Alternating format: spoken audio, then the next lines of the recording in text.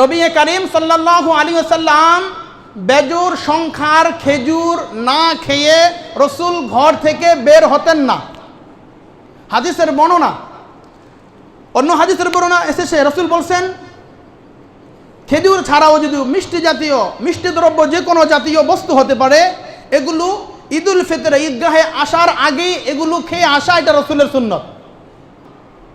যেহেতু আগামীকালকে আমাদের ঈদুল ফিতর, আগামীকালকে ঈদুল ফিতর, এই ঈদুল ফিতরের রাত্রে কিছু আমল আছে। এই তো আজকে রাত্রে ঈদুল ফিতরের রাত, তাই না? আজকে যখন সূর্য অস্তমিত হয়ে যাওয়ার সাথে সাথেই ঈদের আমল শুরু হয়ে যাবে। মনোযোগ সহকারে 5 মিনিটের মধ্যে শুধু খালি ঈদের আমলগুলো শোনেন। প্রথম হলো ঈদের রাত্রে 3টা আমল। ঈদের রাতের 3টা আমল, দিনের আমল পরে আসতেছি। 2 ঈদের 3টা আমল। নবী করিম সাল্লাল্লাহু আলাইহি ওয়াসাল্লাম বলেছেন এ কথা, মান কামা লাইলাতাল ঈদাইন মুহতাসিবান লিল্লাহ লাম ইয়ামুত কলবুহু ইয়াওমা তামুতুল কুলুব আও কামা ক্বালা আলাইহি সাল্লাতু ওয়াসসালাম। নবী করিম সাল্লাল্লাহু আলাইহি ওয়াসাল্লাম বলতেছেন এ কথা, কোন ব্যক্তি যদি 2 ঈদের রাত্রিতে রাত জেগে ইবাদত করে, তাহলে কিয়ামতের কঠিন ময়দান, ভয়াবহ এক পরিস্থিতি, এক মুহূর্তে ওই সময় সমস্ত মানুষের দিলগুলা, মানুষের কলবগুলা, অন্তরগুলা মরে যাবে। ইয়াউমা তামুতুল কুলুব লাম ইয়ামুত কলবুহু, কিন্তু যেই ব্যক্তি এই 2টা রাত জেগে ইবাদত করছে, ওই ব্যক্তির অন্তর হাসরের ময়দানে মরবে না। সুবহানাল্লাহ। হাসরের কঠিন ময়দান, সমস্ত মানুষের অন্তরগুলা মরে যাবে, কলবগুলা মরে যাবে, কিন্তু যারা এই রাত্রিতে 2 ঈদের রাত্রিতে রাত জেগে ইবাদত করবে, রাসূল বলছেন ওই ব্যক্তিদের হৃদয়, ওই ব্যক্তিদের দিল, তাদের কলব হাসরের ময়দানে ভীত সন্তুষ্ট হবে না, তারা ভয় ভীতি পাবে না, তাদেরকে রব সাহায্য করবেন। সুবহানাল্লাহ। দীর্ঘ একটা মাস কারো তাহাজ্জুদ মিস হয় নাই, কারো একদিনও তাহাজ্জুদ মিস হয় নাই। আল্লাহর এমন বান্দা এখানে আছে না? আলহামদুলিল্লাহ আছে, সুম্মা আলহামদুলিল্লাহ আছে। বলে আবার এমনও লোক আছে যে বিগত এই রমজানে এক রমজানও তাহাজ্জুদও পড়ে নাই। যাই হোক, তো যারা তাহাজ্জুদ পড়েছে, আমল করেছে, তারা তো দামি হয়ে গেছে। তো তারা এই রাত্রটাকে গনিমত আর নিয়ামত মনে কইরা এই রাত্রটাও আজকে অবহেলায় কাটায়েন না। তারাও আজকে এই রাত্র ইবাদত যদি করেন, তাহলে হাসরের ময়দানে এই হাদিসের যেই প্রতিদানের কথা, সওয়াবের কথা রয়েছে, সেই সওয়াব আল্লাহ তাআলা আপনার আমল নামার মধ্যে দান করে দেব। সুবহানাল্লাহ। অন্য হাদিসের মধ্যে নবী করিম সাল্লাল্লাহু আলাইহি ওয়াসাল্লাম স্পষ্ট বলেছেন এই কথা, মান আহইয়াল লায়ালিয়াল খামসা ওয়াজাবাত লাহুল জান্নাহ। 5টা রাত এমন রয়েছে, যদি কোনো ব্যক্তি এই 5টা রাত জেগে ইবাদত করে, আল্লাহ তাআলা ওই ব্যক্তির উপর জান্নাতকে ওয়াজিব করে দেয়। সুবহানাল্লাহ।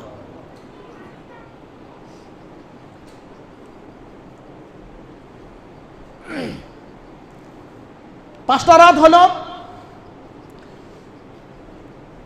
জুমার রাত্রি, 8ই জিলহজ, আরাফার রাত্রি, ঈদুল আজহা, ঈদুল ফিতর, রজব মাসের প্রথম যে রাত্রটা, ওই রাত্রে যদি কেউ ইবাদত করে। আমার এই 5টা বিষয়ের মধ্যে মূল বিষয়, আমার উদ্দেশ্য হলো ঈদুল ফিতর, আজকে যে রাত্রি, এই রাত্রিতে যদি কেউ রাত জেগে ইবাদত করে, রাসূল বলছেন মান খামসা লায়ালিন কদ ওয়াজাবাত লাহুল জান্নাহ, তাহলে ওই ব্যক্তির জন্য আল্লাহ তাআলা জান্নাত ওয়াজিব করে দিবে। লাইলাতুত তারবিয়া, লাইলাতু আরাফা, লাইলাতুন নাহর, লাইলাতুল ঈদুল ফিতর, লাইলাতু মিন রজবি শাবান। কোন বর্ণনার মধ্যে আসছে লাইলাতুন নিসফি মিন শাবানের কথা। তাহলে এই 5টা রাত জেগে ইবাদত করলে আল্লাহ তাআলা জান্নাত ওয়াজিব করে দিব আজকে এই রাত্র। 3য় নম্বর আমল হলো 2টা অবস্থা। রাসূল বলছেন লা তুরাদ্দা ফীহিন্না দুআ, খামসু লায়ালিন লা তুরাদ্দু ফীহিন্না দুআ। এমন 5টা রাত রয়েছে, যেই রাত্রে ওই রাতগুলোতে বান্দা যেই দোয়া করবে, ওই দোয়াকেই আল্লাহ তাআলা কবুল করে নেয়। সুবহানাল্লাহ। এই 5টা রাতের দোয়া আল্লাহ তাআলা ফেরত দেয় না। এই যে এই রাতগুলোই জিলহজ মাসের 8, 9, এরপরে ঈদুল ফিতর, ঈদুল আযহা আর লাইলাতুন নিসফি মিন শাবান, শবে বরাতের রাত্রির কথা আল্লাহ ফেরত দেয় না। অন্য হাদিস মধ্যে রাসূল বলেছেন ইন্নাদ দুআ মুস্তাজাবু লাহুম, এমন 5টা রাত রয়েছে যেই 5 রাতে দোয়া করলে আল্লাহ তাআলা দোয়া কবুল করে। আর সেই 5 রাতের মধ্যে আজকে এই রাত, আগের পূর্বে যে রাতগুলো ওই রাত্রগুলোই। তাহলে ঈদের রাত্রে 3টা আমল, রাত জেগে ইবাদত করলে আল্লাহ তাআলা কিয়ামতের ময়দানে আপনার কলবটা মরবে না, ওই ভীত সন্তুষ্ট হবে সবাই, কিন্তু আপনি হবেন না। দ্বিতীয় নাম্বার, এই রাত্রে ইবাদত করলে আল্লাহ তাআলা জান্নাত ওয়াজিব করে দেয়। শেষের হাদিসের 2 অবস্থা, এই রাত্রে যত দোয়া করা হয় প্রত্যেকটা দোয়াকে আল্লাহ তাআলা কবুল করে। হাদিসের 2 নম্বর অবস্থা হলো কোনো দোয়া আল্লাহ তাআলা ফিরাইয়া দেয় না। রাতের আমল শেষ, দিনের আমল শুরু হয়ে গেছে। ঈদের দিনের আমল, রাসূল বলছেন ঈদের দিন খুব ভোরে ঘুম থেকে ওঠা। যদিও রমজানে জামাতে আমরা নামাজগুলো পড়েছি, কিন্তু অনেকের ঈদের নামাজটা কাজা হয়ে যায়, ফজরের নামাজটা কাজা হয়ে যায়। এই জন্য খেয়াল রাখা, ঈদের দিন খুব ভোরে ঘুম থেকে ওঠা, উত্তম রূপে অজু গোসল করা, মেসওয়াক করা, সুন্দর কাপড় পরিধান করা, সুগন্ধি আতর ব্যবহার করা। এরপরে হাদিসের মধ্যে আসছে মিষ্টি জাতীয় কোনো খাদ্যদ্রব্য খাওয়া। এর মধ্যে আজকে হাদিসের মধ্যে দেখলাম একটা সুন্নত, ইবনে মাজার মধ্যে লেখছে নবী করিম সাল্লাল্লাহু আলাইহি ওয়াসাল্লাম বেজোর সংখ্যার খেজুর না খেয়ে রসুল ঘর থেকে বের হতেন না। হাদিসের বর্ণনা, অন্য হাদিসের বর্ণনা এসেছে রসুল বলছেন খেজুর ছাড়াও যদি মিষ্টি জাতীয়, মিষ্টি দ্রব্য যে কোনো জাতীয় বস্তু হতে পারে, এগুলো ঈদুল ফিতরে ঈদগাহে আসার আগেই এগুলো খেয়ে আসা, এটা রসুলের সুন্নত।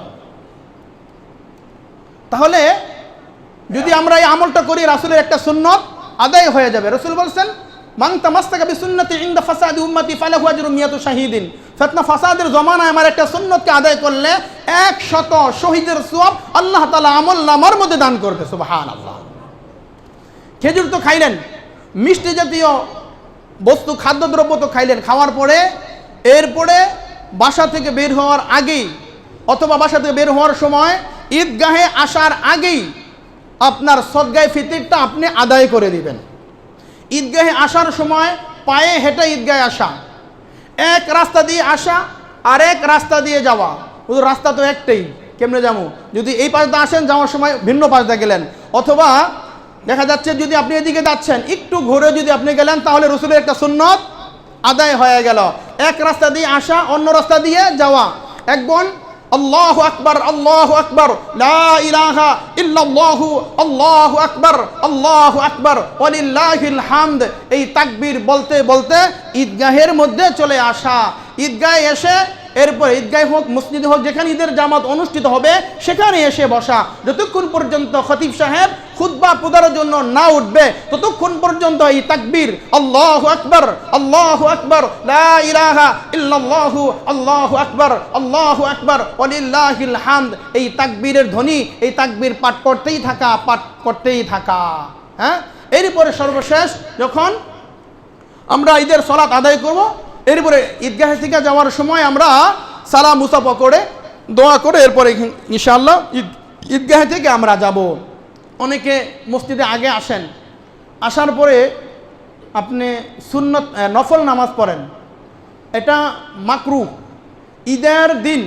ঈদের দিন ঈদের জামাতের আগে মসজিদে হোক, খোলা মাঠে হোক, ঈদগাহে হোক, যেখানেই হোক না কেন, বলে ঈদের জামাতের আগে কোনো নফল নামাজ পড়া জায়েজ নাই।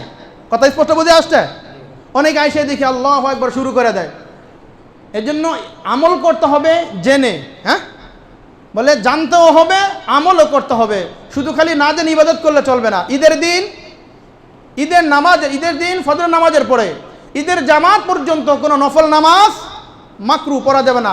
ঈদগাহে হোক, মসজিদে হোক, যেখানে জামাত পড়বেন ঈদের সেখানে হোক, কোথাও পড়া যাবে না। আল্লাহ রাব্বুল আলামিন আমাদের সকলকে সদগায়ে ফিতর এবং ঈদুল ফিতরের দিনের এবং রাতের যে আমলগুলো বললাম, আমি সহ সকলকে আমলগুলোর উপর আমল করা তৌফিক আল্লাহ তাআলা যেন দান করে, সকলে বলুন আমিন। মুহতারাম হাজিরিন, আমাদের খাদেম ফাউন্ডেশন জামে মসজিদের পবিত্র ঈদুল ফিতরের জামাত সকাল 8টা বাজে অনুষ্ঠিত হবে ইনশাআল্লাহ। সকাল 8টা বাজে অনুষ্ঠিত হবে ইনশাআল্লাহ। কেউ মনে করবেন না জুমার নামাজের মতো হুজুর মনে 10 মিনিট দেরি করবে। ঈদের জামাত একবারে কাটায় কাটায় টাইম টু টাইম 8টায় শুরু হয়ে যাবে। আর বয়ান শুরু হবে 7টা 30 মিনিটে। 7টা 20-এ চলে আসবো, 7টা 25 বা 30-এর মধ্যে ঈদের জামাতের বয়ান শুরু হয়ে যাবে। জাস্ট টাইমে 8টায় ইনশাআল্লাহ জামাত শুরু হয়ে যাবে।